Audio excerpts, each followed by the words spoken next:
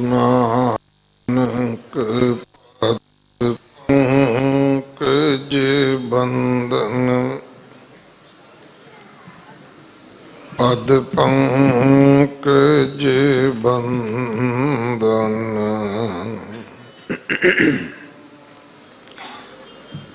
सिमरो अंगद दुख निकंदन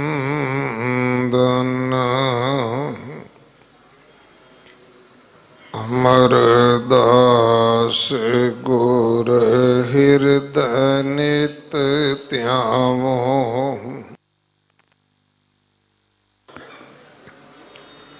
हृदय नित त्यावो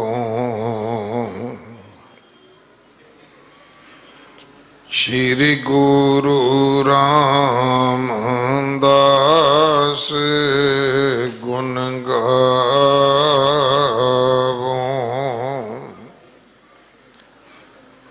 गुरु अर्जन विघ्नन के नाशक विघ्नन के नाशक हर गोबिंद शुभ मत प्रकाशक गुरु हर राय नमो कर जोरी नमो कर जोरी गुरु हर कृष्ण मनामो बहोरी तेग बहादुर परम कृपाला वाहिगुरु परम कृपाला श्री गुरु गोबिंद सिंह बेसाला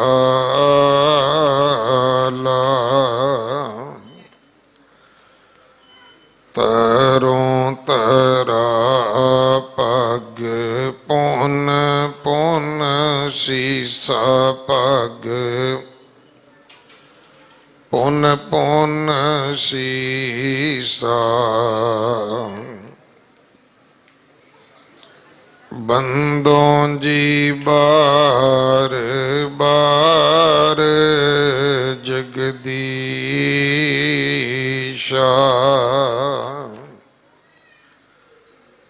जहाँ मैं अमृत ज्ञान है मानक भगत बैराग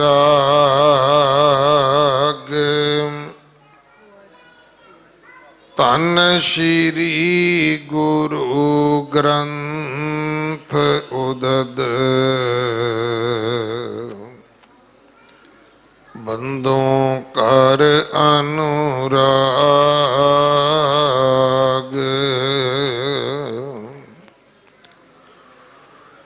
एकंकार सतगुरु जेह प्रसाद सच होए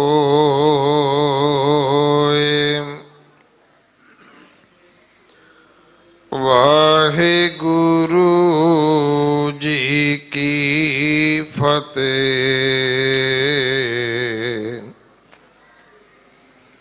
विघ्न विनाशन सोए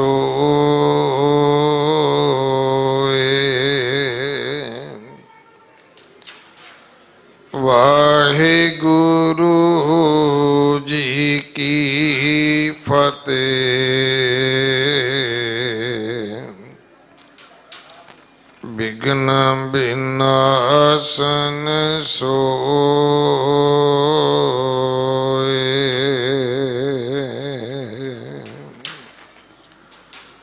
ਵਾਹਿਗੁਰੂ ਜੀ ਕਾ ਖਾਲਸਾ, ਵਾਹਿਗੁਰੂ ਜੀ ਕੀ ਫਤਿਹ। ਗੁਰੂ ਸਵਾਰੇ ਖਾਲਸਾ ਜੀ, ਆਪ ਜੀ ਵਡਭਾਗੇ ਹੋ ਜੋ 8ਵੇਂ ਪਾਤਸ਼ਾਹ ਬਾਲਾ ਪ੍ਰੀਤਮ ਸਤਿਗੁਰੂ ਜਿਸ ਡਿਠੈ ਸਭ ਦੁੱਖ ਜਾਏ, ਇਨ੍ਹਾਂ ਵਡਿਆਈਆਂ ਦੇ ਮਾਲਕ ਗੁਰੂ ਹਰਿਕ੍ਰਿਸ਼ਨ ਸਾਹਿਬ ਮਹਾਰਾਜ ਜੀ ਦੇ ਪਵਿੱਤਰ ਚਰਨ ਛੋਹ ਪ੍ਰਾਪਤ ਇਤਿਹਾਸਕ ਅਸਥਾਨ ਗੁਰਦੁਆਰਾ ਬੰਗਲਾ ਸਾਹਿਬ ਜੀ ਦੀ ਯਾਤਰਾ ਕਰਦੇ ਹਾਂ। ਜੁਗੋ ਜੁਗ ਅਟਲ ਛਤਰ ਚਵਰ ਤਖਤ ਦੇ ਮਾਲਕ ਧੰਨ ਧੰਨ ਸ੍ਰੀ ਗੁਰੂ ਗ੍ਰੰਥ ਸਾਹਿਬ ਪਾਤਸ਼ਾਹ ਮਹਾਰਾਜ ਜੀ ਦੇ ਹਜ਼ੂਰ ਆਪਣਾ ਜਨਮ ਸਫਲਾ ਕਰ ਰਹੇ ਹੋ। ਜਿਸ ਤਰ੍ਹਾਂ ਮੇਰੇ ਤੋਂ ਪਹਿਲਾਂ ਮੇਰੇ ਵੱਡੇ ਵੀਰ ਭਾਈ ਸੁਰਿੰਦਰ ਸਿੰਘ ਬਿੱਲਾ ਜੀ ਹੋਰਾਂ ਨੇ, ਜੋ ਵੀਰ ਖਾਲਸਾ ਸੇਵਕ ਜਥੇ ਦੇ ਮੁੱਖ ਸੇਵਾਦਾਰ ਹਨ, ਔਰ ਅੱਜ ਦਾ ਜੋ ਸ਼ਬਦ ਚੌਂਕੀਆਂ ਗੁਰਦੁਆਰਾ ਬੰਗਲਾ ਸਾਹਿਬ, ਗੁਰਦੁਆਰਾ ਸੀਸਗੰਜ ਸਾਹਿਬ, ਗੁਰਦੁਆਰਾ ਨਾਨਕ ਪਿਆਓ ਸਾਹਿਬ, ਗੁਰਦੁਆਰਾ ਰਕਾਬਗੰਜ ਸਾਹਿਬ, ਜੋ ਇਤਿਹਾਸਕ ਗੁਰਦੁਆਰੇ ਦਿੱਲੀ ਦੇ ਵਿੱਚ ਹਨ, ਉਹਨਾਂ ਵੱਖ-ਵੱਖ ਸਥਾਨਾਂ ਤੇ ਮਹਾਰਾਜ ਦੇ ਸੁੱਖ ਆਸਣ ਦੇ ਸਮੇਂ ਜੋ ਵੀਰ ਸ਼ਬਦ ਪੜ੍ਹਦੇ ਨੇ, ਦਿੱਲੀ ਸੇ ਗੁਰਦੁਆਰਾ ਪ੍ਰਬੰਧਕ ਕਮੇਟੀ ਨੇ ਇੱਕ ਯਤਨ ਕੀਤਾ ਹੈ ਕਿ ਇੱਕ ਦਿਨ ਜਿੱਥੇ ਇਹਨਾਂ ਵੀਰਾਂ ਨੂੰ ਮਾਣ ਦਿੱਤਾ ਜਾਵੇ, ਉੱਥੇ ਗੁਰੂ ਕਲਗੀਧਰ ਪਾਤਸ਼ਾਹ ਜੀ ਦੇ 350 ਸਾਲਾ ਪ੍ਰਕਾਸ਼ ਗੁਰਪੁਰਬ ਨੂੰ ਮਨਾਉਣ ਵਾਸਤੇ ਇੱਕ ਦਿਨ ਕਵੀਸ਼ਰ ਦਰਬਾਰ, जो आप जी ने कल गुरु के कवीशरां पासों गुरु इतिहास सरवण किया, फिर अज शब्द चौंकी जथियां दा समागम जिहदी हुण आरंभता हो चुकी है, और कल फिर ढाडी दरबार। सो भाई सुरिंदर सिंह होरा ने दास नूं हुक्म किया कि मैं अद्धा घंटा विच समा हाजरी भरा। शब्द चौंकियां साडी एक इतिहासक परंपरा है, मर्यादा है। बाबा बुढ़ा साहब जी तो शब्द चौंकी का आगाज हुंदा है। श्री हरमंदर साहब दरबार साहब दे विच जो कीर्तन दी मर्यादा, जो विधि विधान गुरु पंजवें पातशाह जी ने निजमत किया, उहदे विच भी वख-वख समय नूं चौंकियां दा नाम दिता जाता है। कदे आसा की वार दी चौंकी लगदी है, कदे फिर बिलावल दी चौंकी, कदे सोदर दी चौंकी, कदे आरती दी चौंकी।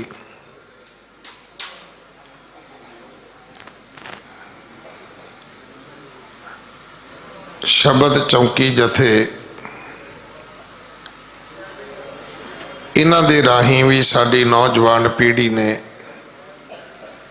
बहुत गुरु की निकटता हासिल की है, और इसे करके मैं समझदा कि इन्हां इतिहासक गुरुद्वारियां विच इन्हां वीरां नूं विशेष मान सन्मान हमेशा ही मिलता है। असी खुद भी इस गल का मान सन्मान करते हैं कि सारे किरती सिंह नौकरियां कारोबार करने वाले मेरे वर्गा तनख्वाह लैके भी पूरी ड्यूटी करने वास्ते तैयार नहीं हुंदा, पर यह झखड़ झांगी मीह वरसै पी गुर देखण जाई, समुंद सागर होवै बहु खारा गुरसिख लंघ गुरु पै जाई। ये आके इस नेम नूं प्रेम नाल निभाउंदे ने। एक बेनती मैं अज इन्हां वीरां नूं जरूर करांगा कि इहदा समा निजमत होना चाहिए, खास करके वीर सुरिंदर सिंह होरां नूं, क्योंकि मैनूं पता है कि पटना साहब पौंटा साहब तो प्रेरणा लैके इत्थे इन्हां ने इस जथे नूं स्थापित करने वास्ते बहुत वड्डी घालना घाली है और इहदी देन भी है। मैं नहीं कहता कि गल ठीक नहीं हुई, बहुत ठीक हैगी है और हुई है, पर एक गल जिहदा हुण खलारा मैनूं नहीं ठीक लग्या कि कई घंटे आपां लगे रहने आ और मैं दावे नाल एक गल गुरु की हजूरी विच कह सकदा कि जिन्हें राती 12 बजे तक सौना नहीं है उन्हें सवेरे 4 बजे कदे नहीं जी उठना। अमृत वेले की एक अपनी मर्यादा है, बहुत वड्डी सिख धर्म दे विच अमृत वेले की वड्याई है। सो इन्हां वीरां नूं वीर जी तुसी अगे ला के कहो कि 40-45 मिनट तो वध समा नहीं होना चाहिए। जिस मेरे वीर नूं अज शब्द पढ़न का मौका नहीं मिलता वो कल पढ़ लवे। ये तो हो नहीं सकता कि आप 2.5 घंटे पढ़ांगे तो ब्रह्म ज्ञान पैदा हो जाएगा। प्रेम है जिहड़ा तुसी नेम नाल निभाउंदे हो और मेरी अरदास है तुहाडे वास्ते। मैं फिर बेनती करा, असी तनख्वाह लैने आ फिर भी ड्यूटी तो आसा पासा वटण की कोशिश करते हैं। तुसी साडे नालों बड़े चंगे हो और ये गल मैनूं कदे कहंदे झिझक नहीं हुंदी कि गुरुद्वारे संगतां दे ने भाई, कमेटियां दे नहीं हुंदे। कमेटियां ते संगतां दियां सेवादार हुंदियां ने और संगत नूं जवाबदेह भी हुंदियां ने ते संगतां ने ही वो कमेटियां दी चोण करनी हुंदी है।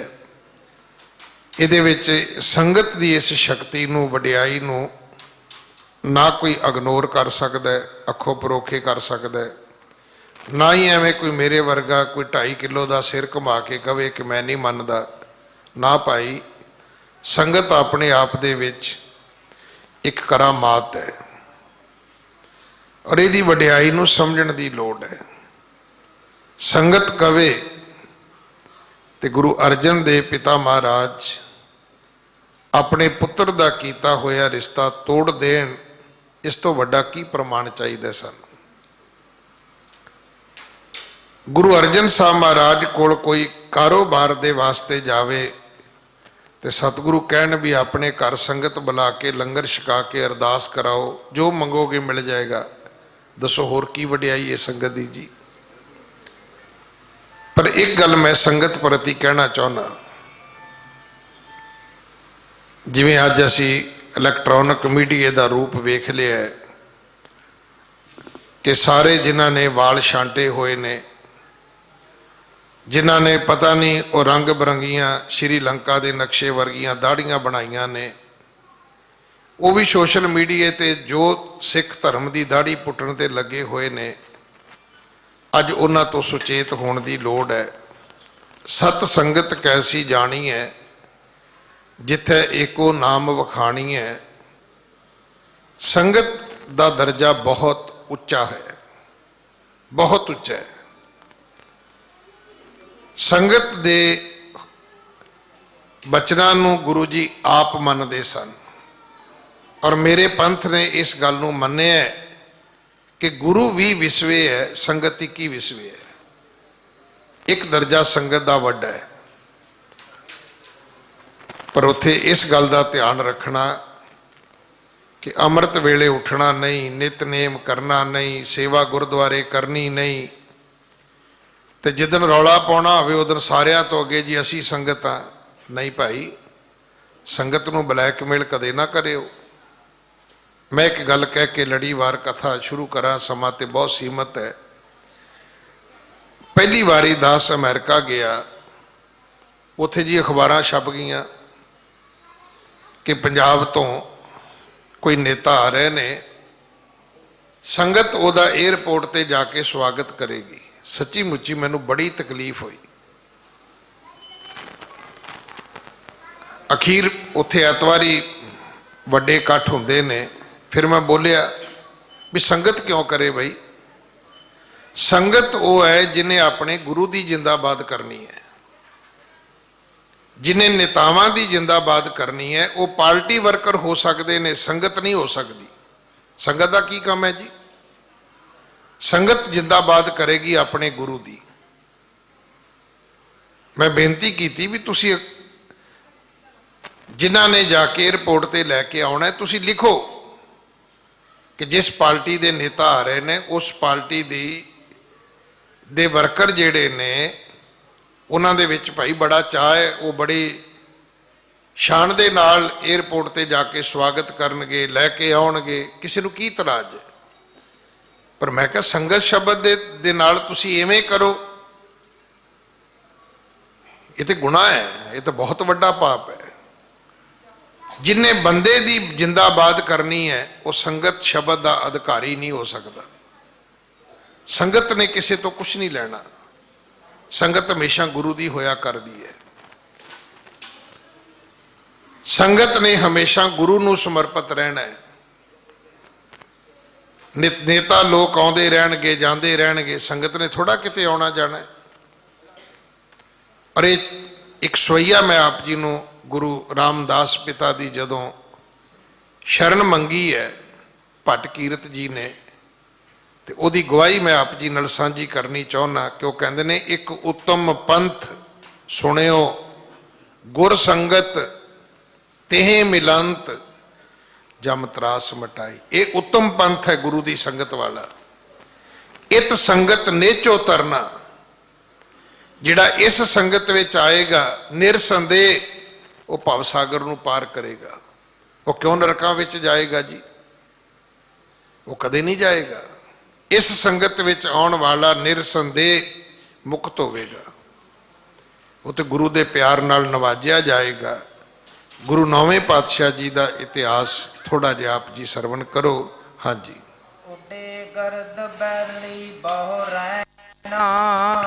बैल हाकनी बोलत बोली, सांबत इत उत ते कर टोली, जब ते साहिब कीनस भाणा, बड़े बेग ते बाओ पियाणा। भाई लखी शाह नूं पता लग्या गुरु तेग बहादुर पिता जी की शहादत का।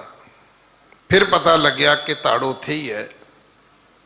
इतिहास कहता है कि वो 10,000 उहदे वर्कर सन। अज की फैक्ट्री 100-200 बंदा काम करता होवे ना, सानू वो कह के बुलाउंदा है।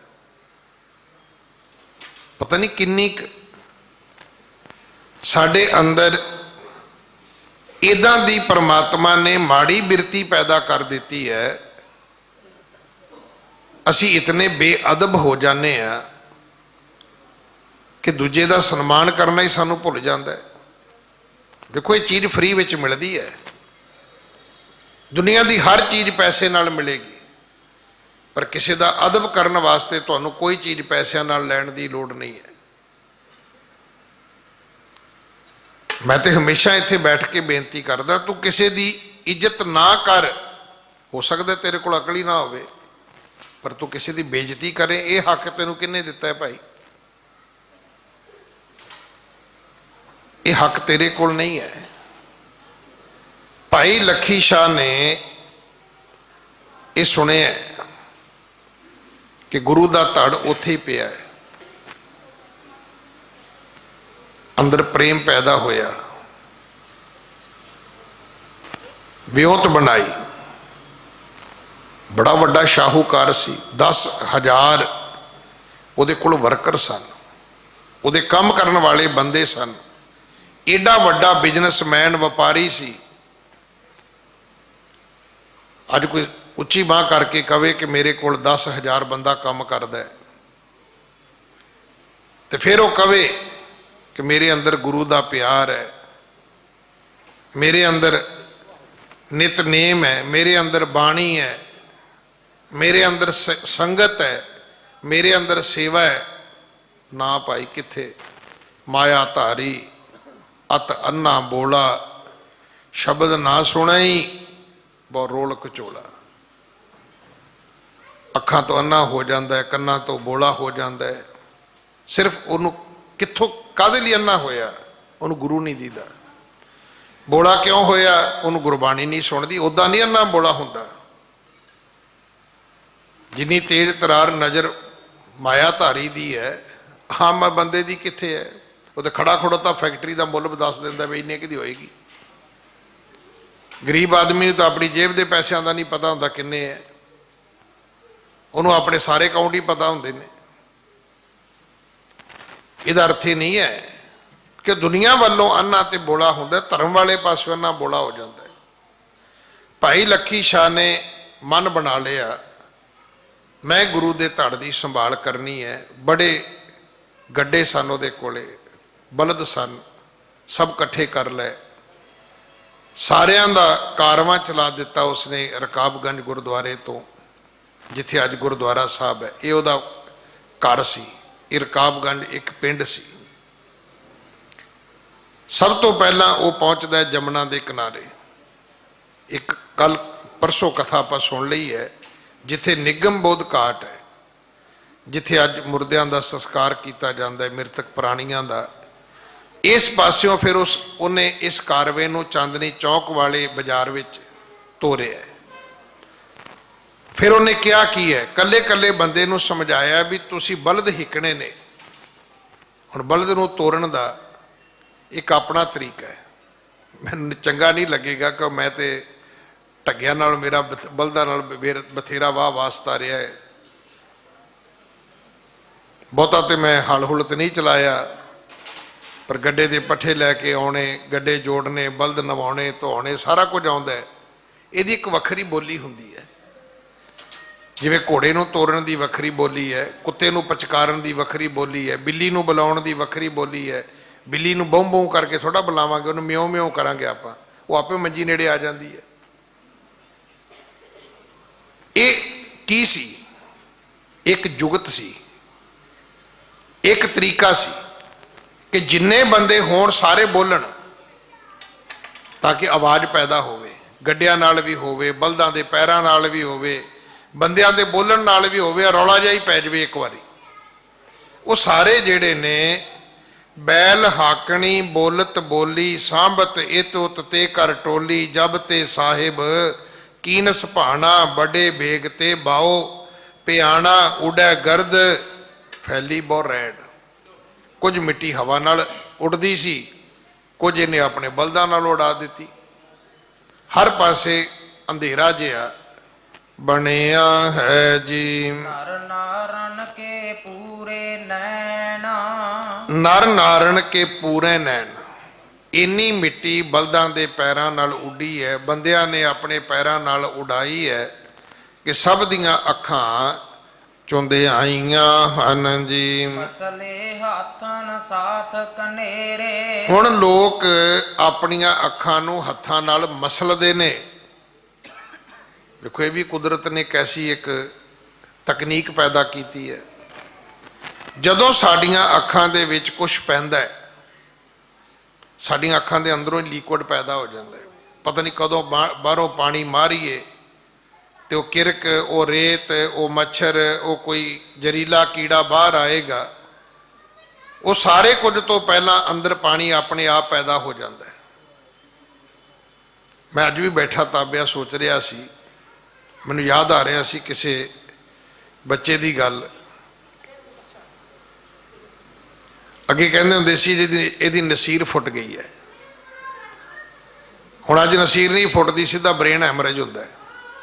ਇਹ ਬ੍ਰੇਨ ਹੈਮਰੇਜ ਤੋਂ ਬਚਣ ਦਾ, ਜਿਵੇਂ ਉਹ ਤੁਹਾਡੇ ਘਰ ਵਿੱਚ ਗੀਜ਼ਰ ਹੋਵੇ ਨਾ, ਉਹਦੇ ਵਿੱਚ ਇੱਕ ਪੁਆਇੰਟ ਹੁੰਦਾ ਹੈ। ਜਿਵੇਂ ਤੁਹਾਡੇ ਘਰ ਵਿੱਚ ਕੁੱਕਰ ਹੈ, ਕੁੱਕਰ ਫਟਣ ਤੋਂ ਪਹਿਲਾਂ ਵਿਸਲ ਵੱਜ ਜਾਂਦੀ, ਗੈਸ ਨਿਕਲ ਜਾਂਦੀ ਹੈ। ਇਸੇ ਤਰ੍ਹਾਂ ਕਦੇ ਜਿਹੜਾ ਗੀਜ਼ਰ ਹੈ ਉਹਦੇ ਵਿੱਚ ਪਾਣੀ ਦਾ ਟੈਂਪਰੇਚਰ ਵੱਧ ਜਾਏ ਤਾਂ ਉਹਦੇ ਵਿੱਚ ਇੱਕ ਪੁਆਇੰਟ ਹੁੰਦਾ ਹੈ, ਉਹ ਪਲਾਸਟਿਕ ਜੀ ਫਟ ਜਾਂਦੀ ਹੈ ਤੇ ਗੀਜ਼ਰ ਦਾ ਬਲਾਸਟ ਨਹੀਂ ਹੁੰਦਾ। ਰੱਬ ਨੇ ਤੁਹਾਡੇ ਦਿਮਾਗ ਦੇ ਵਿੱਚ ਵੀ ਇਹੋ ਕੁਝ ਪੈਦਾ ਕੀਤਾ। ਨਸੀਰ ਫੁੱਟ ਜਾਏ ਤੇ ਬ੍ਰੇਨ ਹੈਮਰੇਜ ਤੋਂ ਬੰਦਾ ਬਚ ਜਾਂਦਾ ਹੈ, ਨਾ ਫੁੱਟੇ ਤੇ ਸਿੱਧਾ ਬ੍ਰੇਨ ਹੈਮਰੇਜ ਹੁੰਦਾ ਹੈ। ਬਿਲਕੁਲ ਉਸੇ ਤਰ੍ਹਾਂ ਅੱਖਾਂ ਦੇ ਪ੍ਰਤੀ ਵੀ ਰੱਬ ਨੇ ਇਹ ਬਖਸ਼ਿਸ਼ ਸਾਡੇ ਤੇ ਕੀਤੀ ਹੈ।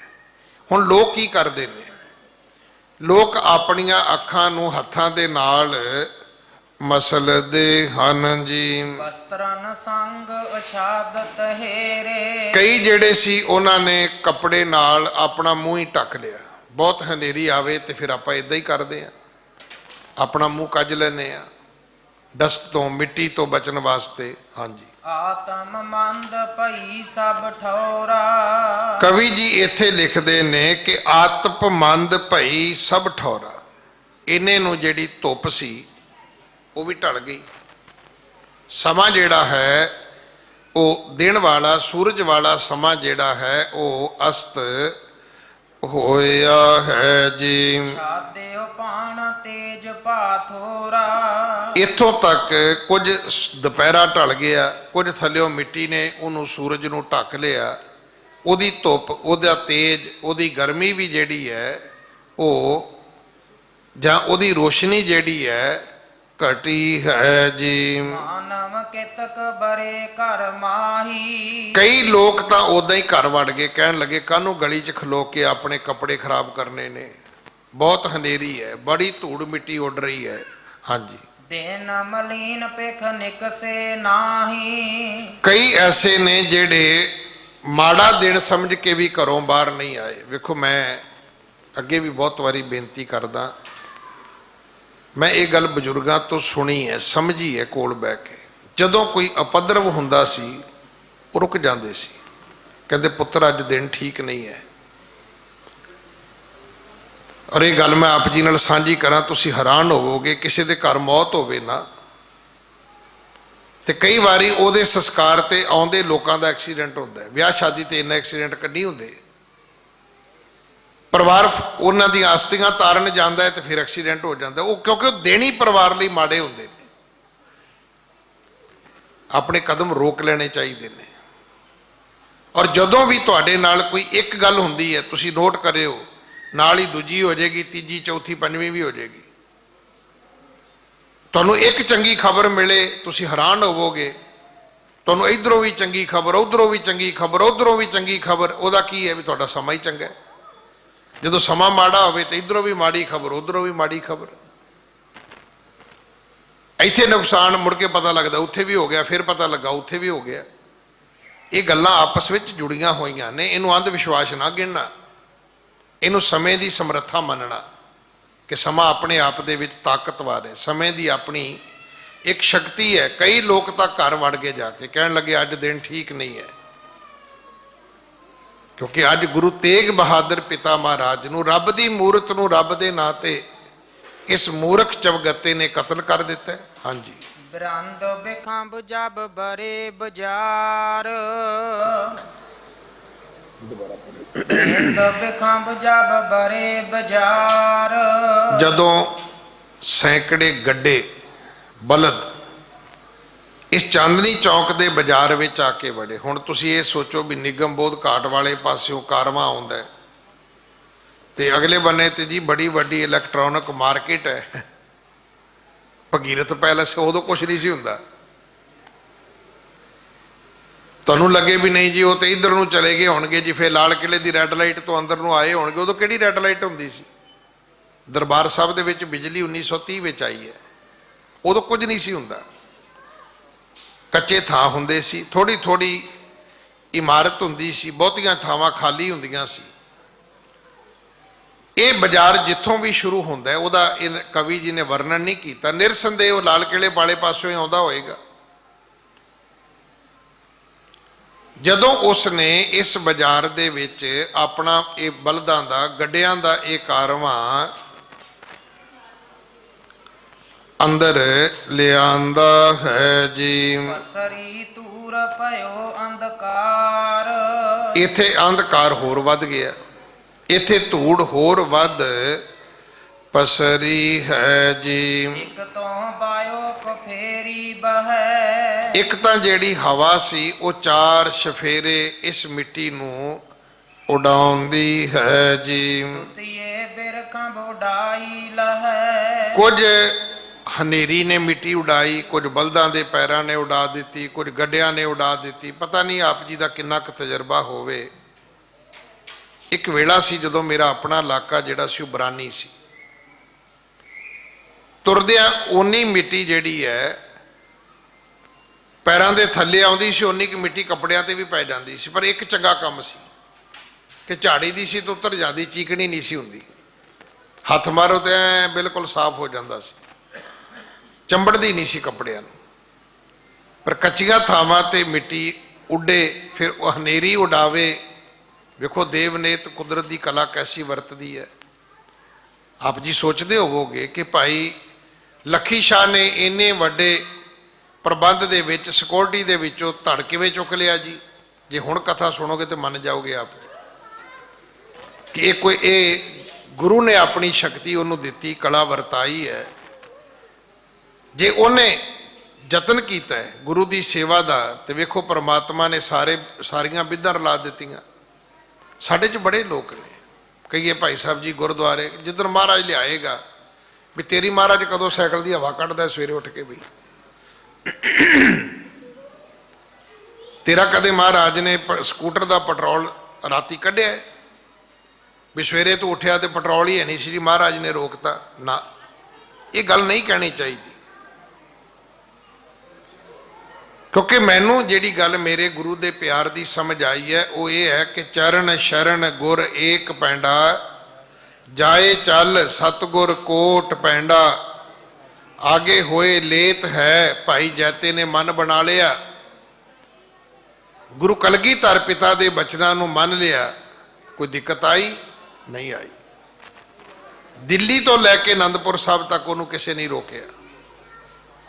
ਭਾਈ ਲੱਖੀ ਸ਼ਾਹ ਨੇ ਮਨ ਬਣਾ ਲਿਆ, ਤੁਸੀਂ ਵੇਖ ਲਿਓ ਸਾਰੇ ਰਸਤੇ 'ਚ ਕੋਈ ਰੁਕਾਵਟ ਨਹੀਂ ਆਉਣੀ, ਸਗੋਂ ਸੰਜੋਗ ਬਣਦਾ ਗਿਆ, ਵਿਧ ਬਣਦੀ ਗਈ। ਇਸ ਕਦਰ ਧੂੜ ਮਿੱਟੀ ਉੱਡਦੀ ਹੈ ਜੀ। ਸੂਦੇ ਚੱਲ ਬਾਜ਼ਾਰ ਕੋ ਆਏ, ਦੁਤੀਏ ਬ੍ਰਿਖਬ ਉਡਾਈ ਹੈ, ਸੂਦੇ ਚੱਲ ਬਾਜ਼ਾਰ ਕੋ ਆਏ। ਸਿੱਧੇ ਹੁਣ ਕੌਣ ਰੋਕੇ ਏਡੇ ਵੱਡੇ ਵਪਾਰੀ ਨੂੰ ਇੰਨੀ ਹਨੇਰੀ ਵਿੱਚ ਕਿ ਤੂੰ ਇੱਧਰ ਨੂੰ ਗੱਡੇ ਲੈ ਕੇ ਕਿਵੇਂ ਆ ਗਏ। ਜਿਵੇਂ ਕੋਈ ਗਲਤ ਗੱਡੀ ਅੱਜ ਕਿਸੇ ਸੜਕ ਤੇ ਪਾ ਦੇਵੇ ਤੇ ਹੁਣ ਉੱਥੇ ਪੁਲਿਸ ਵਾਲਾ ਖੜਾ ਹੋਵੇ ਤੇ ਉਹਦਾ ਚਲਾਨ ਵੀ ਕੱਟ ਸਕਦਾ ਤੇ ਰੋਕ ਵੀ ਸਕਦਾ। ਤੇ ਜੇ ਮੀਂਹ ਹਨੇਰੀ ਵੇਖ ਕੇ ਪੁਲਿਸ ਵਾਲੇ ਭੱਜ ਜਾਣ ਤੇ ਰੋਕਣਾ ਕਿੰਨੇ ਹੈ। ਪਹਿਲਾਂ ਕੁਦਰਤ ਨੇ ਵਿਧ ਬਣਾਈ ਹੈ। ਭਾਈ ਲੱਖੀ ਸ਼ਾਹ ਨੇ ਜਦੋਂ ਇਸ ਬਾਜ਼ਾਰ ਦੇ ਵਿੱਚ ਆਪਣਾ ਗੱਡਿਆਂ ਦਾ ਕਾਰਵਾਂ ਲਿਆਂਦਾ ਹੈ ਜੀ, ਦੇਖੇ ਨਰਨ ਬੈਲ ਸਮਦਾਏ, ਫਿਰ ਜਦੋਂ ਲੋਕਾਂ ਨੇ ਵੇਖੇ ਵੀ ਬਲਦ ਆ ਗਏ ਜੀ, ਗੱਡੇ ਆ ਗਏ ਜੀ, ਬਲਦ ਆ ਗਏ ਜੀ, ਹੁਣ ਜਾਨਵਰ ਨੇ। ਇਹਨਾਂ ਜਾਨਵਰਾਂ ਦੇ ਪ੍ਰਤੀ ਕਦੇ ਵੀ ਇੱਕ ਦਾਵਾ ਨਹੀਂ ਕੀਤਾ ਜਾ ਸਕਦਾ। ਜਿਵੇਂ ਆਪਾਂ ਕਾਰ ਦਾ ਦਾਵਾ ਕਰਦੇ ਨਾ ਵੀ ਨਹੀਂ ਤੇ ਸਿੱਧੀ ਜਾਏਗੀ ਜੀ, ਉਹ ਡਰਾਈਵਰ ਨੇ ਸਟੀਅਰਿੰਗ ਫੜਿਆ, ਪਰ ਉੱਥੇ ਵੀ ਦਾਵਾ ਨਹੀਂ ਹੋ ਸਕਦਾ, ਸਟੀਅਰਿੰਗ ਖੁੱਲ ਜਾਂਦੇ ਨੇ, ਮਸ਼ੀਨਰੀ ਵੀ ਖਰਾਬ ਹੋ ਜਾਂਦੀ ਹੈ। ਪਰ ਜਾਨਵਰ ਤਾਂ ਡਰ ਵੀ ਜਾਂਦੇ ਨੇ, ਤਰਬਕ ਵੀ ਜਾਂਦੇ ਨੇ, ਆਪ ਮੁਹਾਰੇ ਵੀ ਹੋ ਜਾਂਦੇ ਨੇ।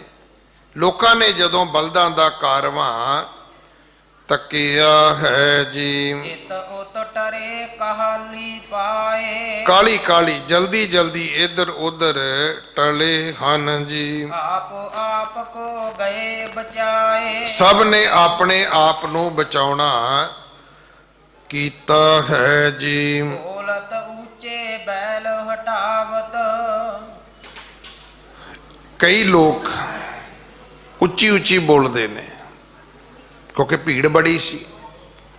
ਜੇ ਆਪ ਜੀ ਨੂੰ ਪਰਸੋਂ ਦੀ ਕਥਾ ਯਾਦ ਹੋਵੇ, ਹਜ਼ਾਰਾਂ ਦੀ ਭੀੜ ਸੀ ਜਦੋਂ ਗੁਰੂ ਤੇਗ ਬਹਾਦਰ ਮਹਾਰਾਜ ਨੂੰ ਸ਼ਹੀਦ ਕੀਤਾ ਹੈ ਜੀ। ਕਾਰਾਗ੍ਰਹਿ ਬਜ਼ਾਰ ਕੋ ਜਾਵਤ, ਕਾਰਾਗ੍ਰਹਿ ਬਾਜ਼ਾਰ ਕੋ ਜਾਵਤ, ਇਹ ਉਹ ਬਾਜ਼ਾਰ ਹੈ, ਇਸੇ ਬਾਜ਼ਾਰ ਦੇ ਵਿੱਚ ਇਹ ਕੋਤਵਾਲੀ, ਇਹ ਜੇਲਖਾਨਾ ਖੁੱਲਦਾ ਹੈ ਜੀ। ਚੌਕੀਦਾਰ ਸਿਪਾਹੀ ਖਰੇ, ਇੱਥੇ ਅਜੇ ਵੀ ਚੌਕੀਦਾਰ ਸਿਪਾਹੀ ਜਿਹੜੇ ਨੇ ਖਲੋਤੇ ਹਨ ਜੀ। ਗੁਰ ਕੀ ਲੋਥ ਬਲੋਕਣ ਕਰੇ, ਉਹਨਾਂ ਦਾ ਧਿਆਨ ਇਸੇ ਗੱਲ ਤੇ ਹੈ ਕਿ ਮਹਾਰਾਜ ਦਾ ਧੜ ਅਲੋਪ ਨਾ ਹੋ ਜਾਏ। ਸੀਸ ਤਾਂ ਹੋ ਗਿਆ, ਇਹ ਨਾ ਹੋਵੇ ਧੜ ਵੀ ਕੋਈ ਛੁਪਾ ਕੇ ਲੈ ਜਾਏ।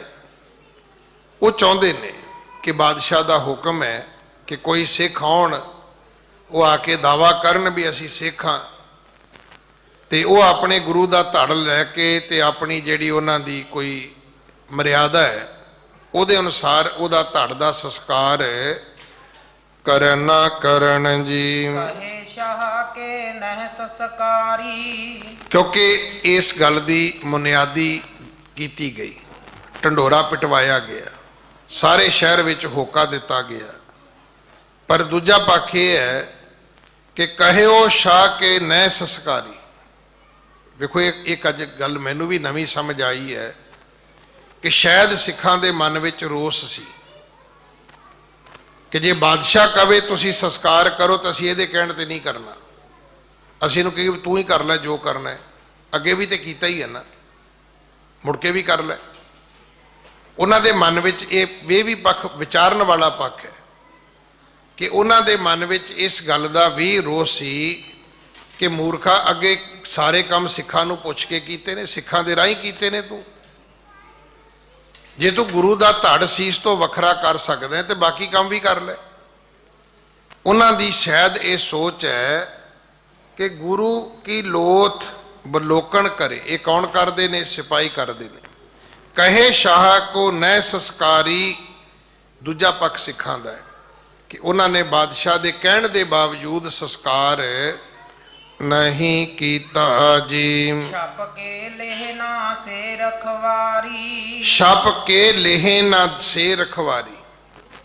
ਦੂਜੇ ਪਾਸੇ ਜਿਹੜੀ ਸਿੱਖਾਂ ਦੀ ਸੋਚ ਇਹ ਸੀ ਕਿ ਅਸੀਂ ਛੁਪਾ ਕੇ ਤੇ ਲੈ ਜਾਵਾਂਗੇ ਪਰ ਬਾਦਸ਼ਾਹ ਤੋਂ ਪੁੱਛ ਕੇ ਨਹੀਂ ਖੜਾਂਗੇ, ਵੀ ਕੱਲ ਨੂੰ ਬਾਦਸ਼ਾਹ ਇਸ ਗੱਲ ਦਾ ਹੀ ਸਿਹਰਾ ਆਪਣੇ ਸਿਰ ਬੰਨ ਲਵੇ। ਹਕੂਮਤਾਂ ਕਰਦੀਆਂ ਨੇ ਆਪਣੇ ਕਾਨੂੰਨ ਮੁਤਾਬਕ ਬੰਦੇ ਨੂੰ ਫਾਂਸੀ ਟੰਗ ਦੇਣਗੀਆਂ, ਤੇ ਜਦੋਂ ਮਰ ਜਾਏ ਉਦੋਂ ਪਰਿਵਾਰ ਵਾਲੇ ਕਹਿਣਗੇ ਜੀ ਲੈ ਜਾਓ ਜੀ, ਆਪਣੀ ਧਰਮ ਦੀ ਮਰਿਆਦਾ ਅਨੁਸਾਰ ਸੰਸਕਾਰ ਕਰ ਲਓ, ਵੀ ਹੁਣੇ ਵੀ ਤੁਸੀਂ ਕਰ ਲਓ, ਇਹਦੇ 'ਚ ਕੀ ਬਚਿਆ। ਇਉਂ ਲੱਗਦਾ ਕਿ ਉਸ ਵੇਲੇ ਦੇ ਸਿੱਖਾਂ ਦੇ ਵਿੱਚ ਇਹ ਮੁਕਮਤਾਈ ਹੈਗੀ ਸੀ ਕਿ ਅਸੀਂ ਬਾਦਸ਼ਾਹ ਦੇ ਕਹਿਣ ਤੇ ਹੁਣ ਕੁਝ ਨਹੀਂ ਕਰਨਾ। ਬਾਦਸ਼ਾਹ ਨੇ ਜਦੋਂ ਆਪਣੀ ਮਰਜ਼ੀ ਕਰ ਲਈ ਤੇ ਹੁਣ ਇਹਦੂ ਪਰੇ ਕੀ ਹੈ। ਇਹ ਉਹਨਾਂ ਦੇ ਮਨ ਦੀ ਸੋਚ ਨੂੰ ਕਵੀ ਜੀ ਨੇ ਇੱਥੇ ਵਰਣਨ ਕੀਤਾ ਕਿ ਛਪ ਕੇ ਲੇਹੇ ਨਾ ਸੋ ਰਖਵਾਰੀ। ਅਸੀਂ ਛੁਪਾ ਕੇ ਇਹਨਾਂ ਦੇ ਕੋਲੋਂ ਇਹ ਧੜ ਲਵਾਂਗੇ ਜੀ। ਹੋਰੋ ਦਿਵਸ ਰਹਿਓ ਤਬ ਆਏ, ਜਦੋਂ ਨੂੰ ਭਾਈ ਲੱਖੀ ਸ਼ਾਹ ਦੇ ਬਲਦ ਗੱਡੇ ਆਉਂਦੇ ਨੇ ਉਦੋਂ ਥੋੜਾ ਦਿਨ ਅਜੇ ਵੀ ਬਾਕੀ ਹੈ ਜੀ। ਭਈ ਪੀਰ ਬਿਰ ਖੰਬਣ ਸਮਦਾਏ, ਉਸ ਵੇਲੇ ਜਦੋਂ ਗੱਡਿਆਂ ਦੀ ਭੀੜ ਇਕੱਠੀ ਹੁੰਦੀ ਹੈ ਜੀ। ਉਤ ਕਰਤ ਬਰਿੰਦ ਬਣ ਜਾਰੇ, ਤੇ ਕੀ ਕੀਤਾ ਵਣਜਾਰਿਆਂ ਨੇ, ਗੱਡੇ ਤੋਰਨ ਵਾਲਿਆਂ ਨੇ। ਵਣਜਾਰੇ ਇਹਨਾਂ ਨੂੰ ਨਹੀਂ ਕਹਿੰਦੇ ਜਿਹੜੇ ਤੁਰ ਫਿਰ ਕੇ ਵਪਾਰ ਕਰਦੇ ਨੇ। ਉਹਨਾਂ ਨੇ ਕੀ ਕੀਤਾ ਵੀ ਜਿਵੇਂ ਉਹ ਹੁੰਦਾ ਨਾ ਵੀ ਇੱਕ ਗੱਡਾ ਅੱਗੇ ਜਾਂਦਾ ਹੈ, ਦੂਜੇ ਨੇ ਇਧਰੋਂ ਦੀ ਗੱਡਾ ਅੱਗੇ ਲੰਘਾਉਣ ਦੀ ਗੱਲ ਕੀਤੀ, ਤੀਜੇ ਨੇ ਇਧਰੋਂ ਲੰਘਾਉਣ ਦੀ ਗੱਲ ਕੀਤੀ, ਉਹਨਾਂ ਸਾਰਾ ਹੀ ਬਾਜ਼ਾਰ ਘੇਰ ਲਿਆ। ਉਹਨਾਂ ਨੇ ਆਪਣਾ ਘੇਰਾ ਵਧਾਇਆ ਹੈ ਜੀ। ਪਹੁੰਚੇ ਗੁਰ ਧਰ ਜਾਏ ਨਿਹਾਰੇ, ਉੱਥੇ ਪਹੁੰਚ ਗਏ ਜਿੱਥੇ ਗੁਰੂ ਤੇਗ ਬਹਾਦਰ ਮਹਾਰਾਜ ਦਾ ਪਵਿੱਤਰ ਸਰੀਰ ਪਿਆ ਹੈ ਜੀ। ਮਿਲ ਬੈਲਣ ਤੋਂ ਲੋ ਚੱਲ ਗਏ, ਮਿਲ ਬੈਲਣ ਤੈ ਲੋ ਚੱਲ ਗਏ, ਆਪਸ ਵਿੱਚ ਮਿਲੇ ਨੇ। ਬਲਦਾਂ ਦੇ ਬਹਾਨੇ ਇਹ ਵਣਜਾਰੇ, ਇਹ ਲੁਬਾਣੇ ਸਿੱਖ ਸਨ ਸਾਰੇ। ਇਹ ਵੀ ਇੱਕ ਕਬੀਲਾ ਹੈ। ਪਿੱਛੇ ਜੇ ਗੁਰਦੁਆਰਾ ਰਕਾਬਗੰਜ ਸਾਹਿਬ ਬਹੁਤ ਵੱਡਾ ਸਮਾਗਮ ਹੋਇਆ ਸੀ ਔਰ ਉਹਦਾ ਆਧਾਰ ਹੀ ਇਹ ਸੀ, ਪਹਿਲਾ ਬਾਬਾ ਮੱਖਣ ਸ਼ਾਹ ਲਬਾਣਾ ਜਿਨ੍ਹਾਂ ਨੇ ਗੁਰੂ ਤੇਗ ਬਹਾਦਰ ਮਹਾਰਾਜ ਨੂੰ ਲੱਭਿਆ ਤੇ ਦੂਜਾ ਭਾਈ ਲੱਖੀ ਸ਼ਾਹ ਵਣਜਾਰਾ, ਜਿਨ੍ਹਾਂ ਨੇ ਫਿਰ ਉਹਨਾਂ ਦੇ ਧੜ ਨੂੰ ਸੰਭਾਲਿਆ। ਇਹ ਦੋਵੇਂ ਹੀ ਲਬਾਣੇ ਸਨ। ਗੁਰੂ ਨੂੰ ਪਛਾਣਨ ਵਾਲਾ ਵੀ ਉਹੀ ਸੀਗਾ ਤੇ ਗੁਰੂ ਨੂੰ ਸੰਭਾਲਣ ਵਾਲਾ ਵੀ ਉਹੀ ਸੀਗਾ। ਇਹ ਵਣਜਾਰੇ ਲੋਕ ਸਨ।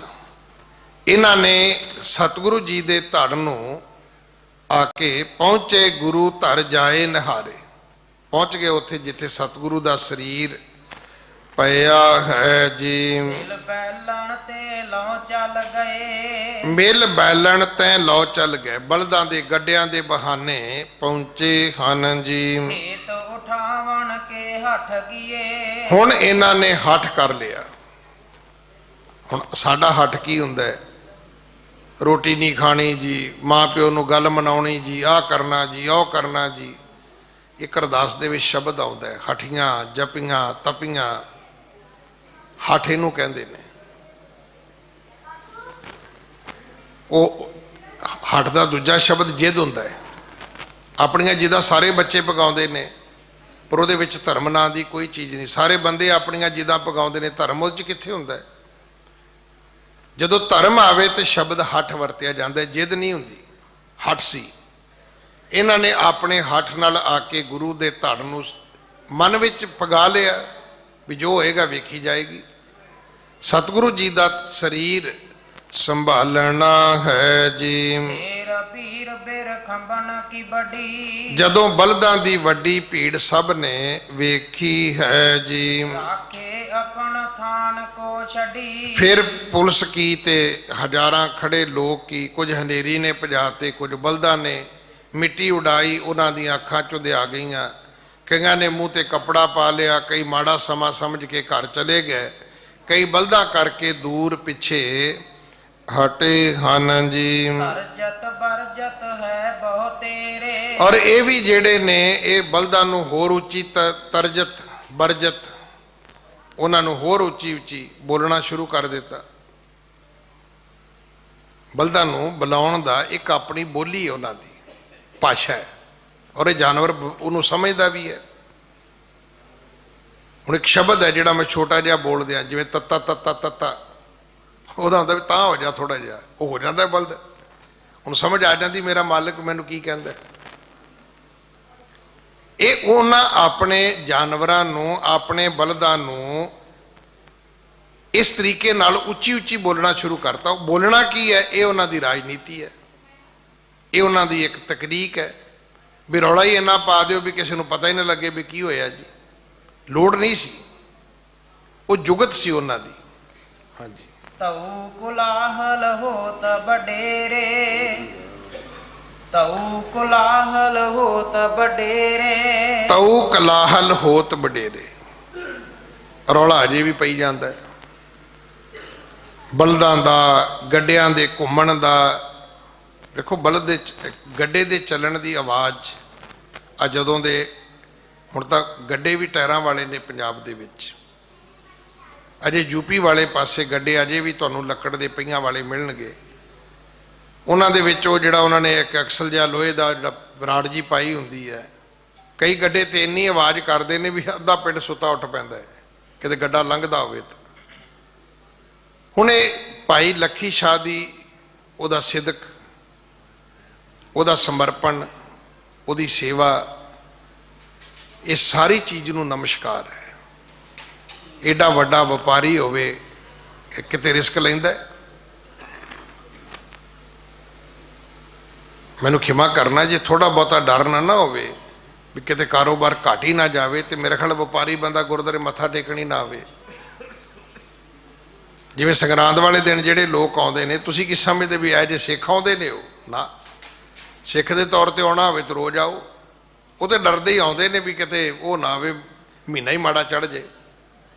ਚਲੋ ਬਾਬੇ ਨੂੰ ਥੋੜਾ ਜਿਹਾ ਪ੍ਰਸ਼ਾਦ ਛਕਾ ਆਈਏ, ਥੋੜੇ ਜਿਹੇ ਬਾਬੇ ਅੱਗੇ ਹੱਥ ਜੋੜ ਆਈਏ, ਥੋੜਾ ਜਿਹਾ ਬਾਬੇ ਦੇ ਅੱਗੇ ਮੱਥਾ ਟੇਕ ਆਈਏ, ਦੱਸ ਆਈਏ ਬਾਬਾ ਜੀ ਅਸੀਂ ਵੀ ਹੈਗੇ ਆ, ਤੇਰੇ ਹੀ ਆ। ਠੀਕ ਹੈ, ਸਿੱਖ ਜਦੋਂ ਵੀ ਆਵੇ ਗੁਰੂ ਉਸ ਨੂੰ ਪਿਆਰ ਹੀ ਕਰਦਾ, ਗੁਰੂ ਨਫ਼ਰਤ ਕਦੇ ਨਹੀਂ ਕਰਦਾ, ਕਿਉਂਕਿ ਅਸੀਂ ਬੱਚੇ ਹਾਂ, ਉਹ ਸਾਡਾ ਮਾਤਾ ਪਿਤਾ ਹੈ।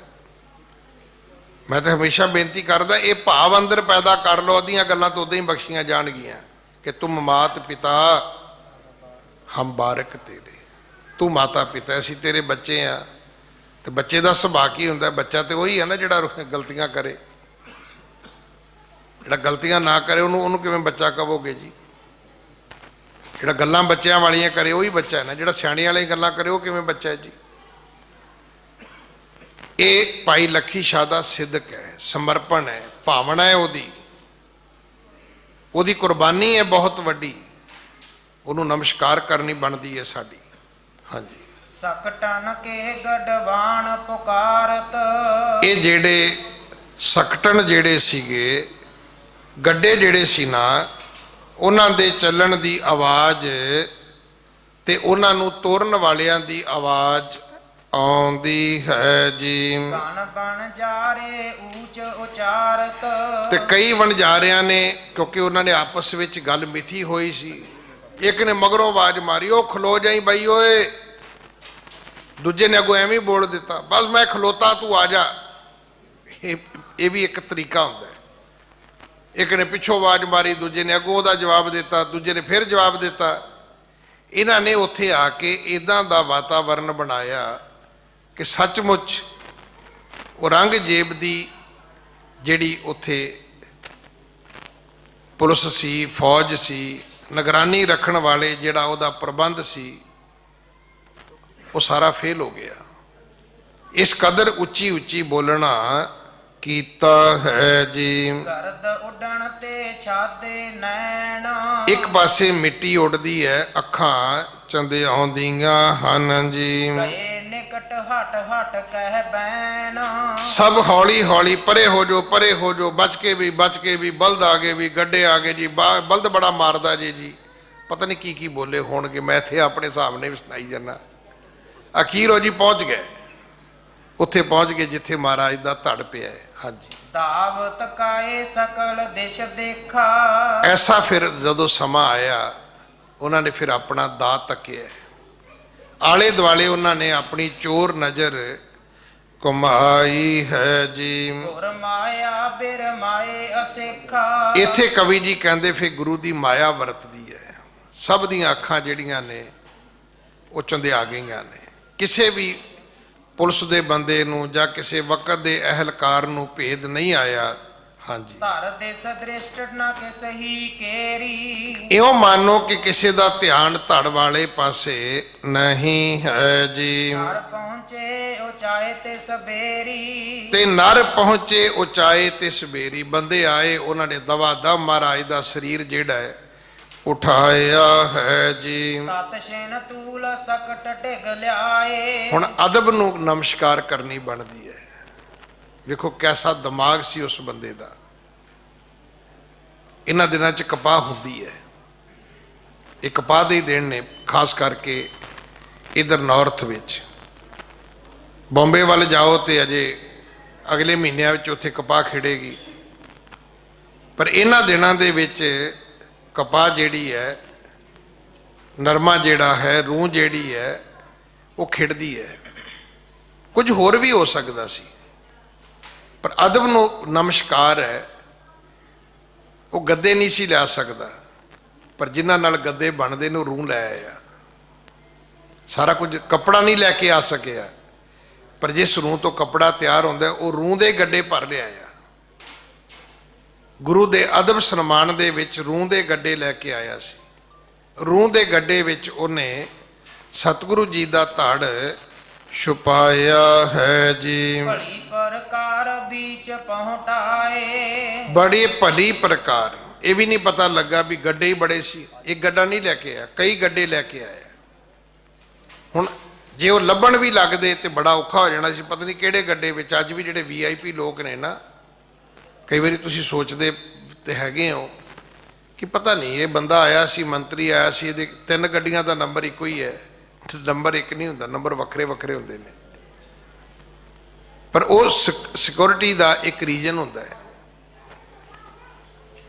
ਕਿ 3 ਗੱਡੀਆਂ ਦੀ ਕੰਪਨੀ ਇੱਕ ਹੋਵੇ, ਸ਼ੇਪ ਇੱਕ ਹੋਵੇ, ਗੱਡੀਆਂ ਇੱਕੋ ਜਿਹੀਆਂ ਹੋਣ, ਰੰਗ ਇੱਕੋ ਜਿਹਾ ਹੋਵੇ, ਉਹਨਾਂ ਦੀ ਨੰਬਰ ਪਲੇਟ ਵੀ ਇੱਕੋ ਜਿਹੀ ਕਰ ਦਿਓ ਕਿ ਜੇ ਕਿਸੇ ਦੀ ਰਸਤੇ 'ਚ ਬਦਨੀਅਤ ਹੋਵੇ ਤਾਂ ਉਹ 3 ਤੇ ਗੋਲੀ ਚਲਾ ਲਵੇ, ਪਰ ਉਹ ਇੱਕ ਤੇ ਨਾ ਚਲਾ ਸਕੇ ਵੀ ਇਹਦੇ ਵਿੱਚ ਬੰਦਾ ਬੈਠਾ ਜਿਹਨੂੰ ਮੈਂ ਮਾਰਨਾ। ਇਹ ਤਾਂ ਹੁਣ ਦੀਆਂ ਗੱਲਾਂ ਨੇ ਨਾ ਜੀ, ਬੜੀ ਸਿਆਣਪ ਆ ਗਈ ਜੀ। ਭਾਈ ਲੱਖੀ ਸ਼ਾਹ ਉਦੋਂ ਕਈ ਗੱਡੇ ਰੂੰਦੇ ਲੈ ਕੇ ਆਇਆ ਸੀ ਵੀ ਜੇ ਕਿਤੇ ਰਸਤੇ ਵਿੱਚ ਤਲਾਸ਼ੀ ਦਾ ਵੀ ਕੋਈ ਵਕਤ ਆਵੇ ਤੇ ਇਹੀ ਔਖਾ ਹੋ ਜਾਏ ਵੀ ਕਿਹੜੇ ਗੱਡਾ ਫੋਲੀਏ, ਵੀ ਇੰਨੇ ਗੱਡੇ ਨੇ, ਕਿਹੜੇ ਕਿਹੜੇ ਗੱਡੇ ਦੀ ਆਪਾਂ ਤਲਾਸ਼ੀ ਲਵਾਂਗੇ। ਹਾਂਜੀ, ਕਰਤ ਸ਼ੀਗਰਤਾ ਬੁੱਧ ਉਪਜਾਵੇ, ਕਰਤ ਸ਼ੀਗਰਤਾ ਬੁੱਧ ਉਪਜਾਵੇ। ਉਹਨਾਂ ਨੇ ਆਪਣੇ ਅੰਦਰ ਗੁਰੂ ਦੇ ਪਿਆਰ ਵਿੱਚ ਬੁੱਧੀ ਪੈਦਾ ਕੀਤੀ ਹੈ ਸ਼ੀਗਰਤਾ ਨਾਲ। ਫਿਰ ਉਥੋਂ ਚਾਂਦਨੀ ਦੇ ਚੌਂਕ ਤੋਂ ਨਿਕਲੇ ਹਨ ਜੀ। ਇਤ ਉਤ ਹੇਰਤ ਦਰਬ ਦੁਰਾਵੇ, ਇਤ ਉਤ ਹੇਰਤ ਸਰਬ ਦੁਰਾਵੇ। ਉਹਨਾਂ ਨੇ ਇੱਧਰ ਉੱਧਰ ਵੇਖਿਆ ਬੜੀ ਸੋਹਣੀ ਤਰ੍ਹਾਂ, ਬੜੇ ਅਦਬ ਨਾਲ। ਜੋ ਧਰਤੀ ਤੇ ਧੜ ਜਿੰਨਾ ਸਮਾਂ ਰਿਹਾ ਸੋ ਰਿਹਾ, ਪਰ ਜਦੋਂ ਸਿੱਖ ਪਹੁੰਚ ਗਏ ਫਿਰ ਉਹਨਾਂ ਨੇ ਆਪਣੇ ਵੱਲੋਂ ਜੋ ਸਮੇਂ ਦੀ ਮਜਬੂਰੀ ਕਹਿ ਲਈਏ ਜਾਂ ਸਮੇਂ ਦੇ ਹਾਲਾਤ ਕਹਿ ਲਈਏ ਜਾਂ ਉਸ ਵੇਲੇ ਜੋ ਸਮੇਂ ਦੇ ਅਨੁਸਾਰ ਜੋ ਉਹਨਾਂ ਦੇ ਕੋਲੋਂ ਵਧੀਆ ਹੋ ਸਕਿਆ, ਫਿਰ ਉਹਨਾਂ ਨੇ ਗੁਰੂ ਦੇ ਧੜ ਨੂੰ ਬੜੇ ਸਨਮਾਨ ਨਾਲ ਰੂੰਦੇ ਗੱਡੇ ਵਿੱਚ ਲਕੋ ਲਿਆ। ਫਿਰ ਉਹ ਕਾਰਵਾਂ ਲੈ ਕੇ ਰਕਾਬਗੰਜ ਨੂੰ ਤੁਰੇ ਨੇ। ਇਸ ਦੇ ਨਾਲ ਹੀ ਸਮਾਂ ਸਮਾਪਤ ਹੈ। ਅਗਲੇ ਸਮੇਂ ਵਾਸਤੇ ਸ਼ਬਦ ਚੌਂਕੀ ਜਥਿਆਂ ਦੇ ਜਿਹੜੇ ਵੀਰ ਨੇ ਉਹ ਹਾਜ਼ਰੀ ਭਰਨਗੇ। ਭੁੱਲਾਂ ਬਖਸ਼ੋ ਜੀ, ਫਤਿਹ ਬੁਲਾਓ। ਵਾਹਿਗੁਰੂ ਜੀ ਕਾ ਖਾਲਸਾ, ਵਾਹਿਗੁਰੂ ਜੀ ਕੀ ਫਤਿਹ।